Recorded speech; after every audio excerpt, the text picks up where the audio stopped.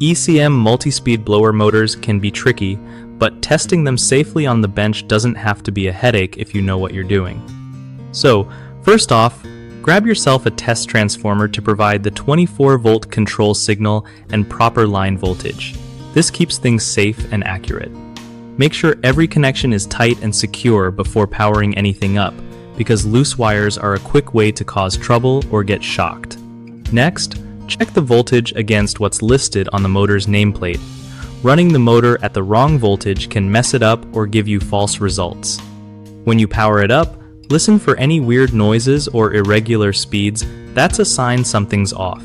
Don't forget to test each speed setting individually by adjusting the control signal on your test transformer. If the motor doesn't respond properly, double-check your wiring and the control voltage again before assuming the motor itself is bad. Always wear insulated gloves, just in case, and keep your workspace dry to avoid accidents. This way, you get reliable results without risking your safety or damaging the motor. One of the biggest mistakes with ECM multi-speed blower motor troubleshooting is skipping the use of a proper test transformer, which can lead to applying incorrect voltage and frying the motor. Fix this by always using a transformer designed for the job that outputs 24 volts control and correct line voltage. Another common issue is failing to verify the motor's nameplate voltage before testing, so technicians might run tests at unsafe voltages.